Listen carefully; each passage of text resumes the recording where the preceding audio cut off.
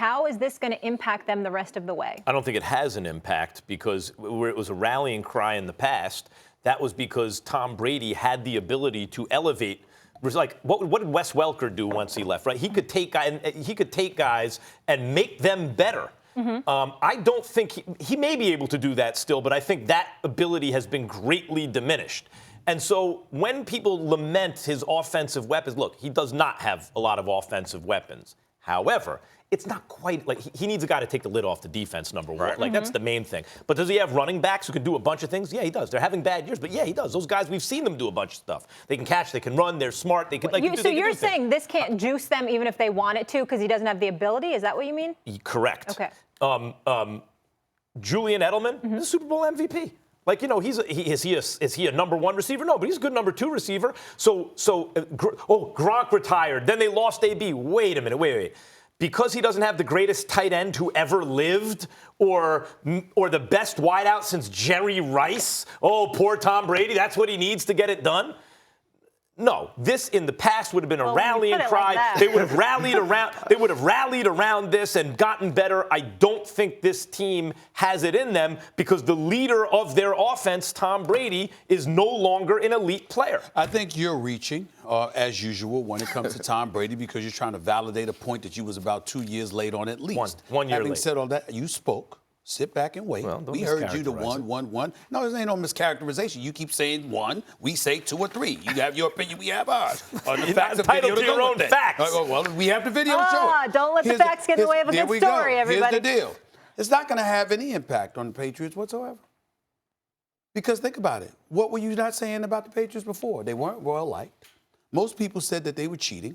Not only that, people brought up the Rams when they first beat the Rams in the Super Bowl because there were complaints that, you know, they were getting their practices filmed. The Carolina Panthers went in at halftime saying it was like they had our playbook. They knew every play we were going to run when they beat the Panthers in the Super Bowl. We know what happened in 2007 with Spygate. We know about the Flakegate, and now we have this. And so when you look at all of those different things, everybody has been throwing shrapnel of criticisms, trying to smear and dog their credibility at every single turn.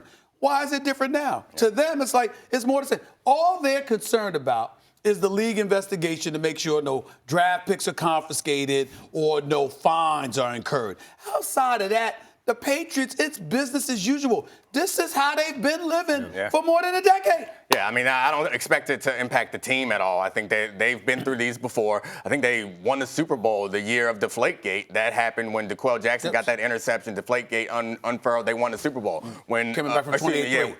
Dominique, but that's where essentially I was kind of going with this with that question. Could this actually be an advantage for them when they have their backs against the wall? When it's Deflategate, when it's the situation, they rise to the occasion. Now they're more motivated. They have bulletin board material. Yes, I believe that you could possibly get more motivated, but a little bit more motivated for them is still not good enough. Like, they're not going to win the championship. That's what Max is saying. Yeah, I think that people look back over the history of the Patriots and they give them some goodwill and they expect them to do things because they're the Patriots, and that's fair. You look back at last year, you say Tom Brady wasn't great last year, that defense was still good, and they made it all the way to and won the Super Bowl. But the difference is last year they were good at something on offense. They could run the ball. Throughout the season, they had one of the best running attacks.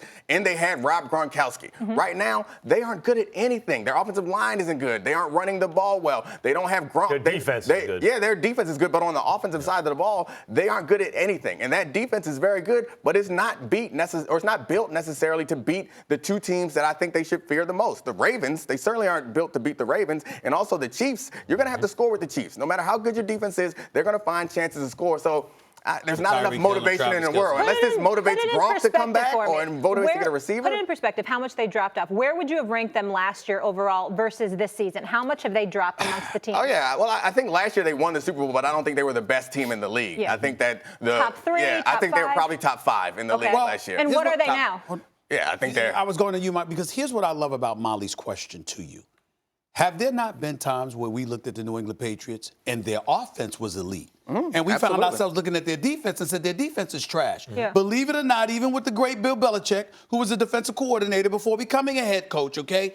There were times over the last 15 years or so. Yeah, you just don't have the horses. Where their defense was highly suspect on many occasions. I should say many, several occasions. And the offense was carrying them, and they had to score 30 to win a game. Yeah. So I would ask the question to you, when you look at that and then you look at this team this year, do you compare this to those teams? No, because I think the league has changed. Okay. So I think that it's so much harder. You think about those defensive teams, they changed the rules because those defensive teams were getting their hands on receivers too much. They changed the rules to make it even more difficult to win a game or win a Super Bowl defensively. I don't think that this day and age, they kind of legislated out that style of defense that I thought could win a Super Bowl. You have to have some offense. You need to be able to put up points. You need to be able to score wins. But that should mean that it's harder to play defense in this day and age. Right. But for the Patriots, their defense is elite, and offensively, they're challenged. Right, but scoring has gone up. So I think their defense is elite, but their defense, the way the rules are set up, you can't shut people out. You're not they did win a Super Bowl last year by not giving up any points.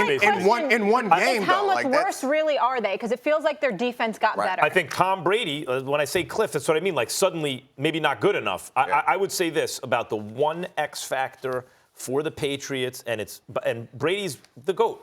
He's the greatest of all time. I don't know what else I can say about that, right? Very good. But the number one person responsible for this entire Patriots dynasty, and it's not close, is Bill Belichick, and he's still the coach. That's the X factor. Like, if you wind up in a close game in the playoffs with a superior Chiefs squad, who do you trust in tight moments in the fourth quarter? Andy Reid or Bill Belichick? We're going to get into that later, the dynasties, and focus in on that. That's just bad. Some people who, like, you bar into a barbershop or bar and you go to an argument and their defense is, but it's Bill Belichick. Like, I expect more from you, Max. Like, your defense of them is like, but that guy's over there. Like, there's no analysis, no schematics behind your idea. That I hate to disappoint. If you're looking for more, I hate to disappoint you.